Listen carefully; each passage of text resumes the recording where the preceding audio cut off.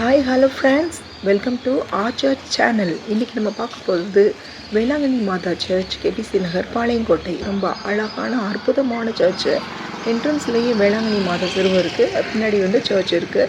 மேலே மாடியிலே இருக்குது, கீழேயும் இருக்குது. ரொம்ப ஒரு அழகான சர்ச். இந்த வேளாங்கண்ணி மாதாவிட்ட என்ன வேண்டுதல் கேட்டாலும் உங்களுக்கு கிடைக்கும். சிறப்பாக வீடு வேண்டுதல் கேட்டால் உங்களுக்கு கிடைக்குதுன்னு சொல்கிறாங்க.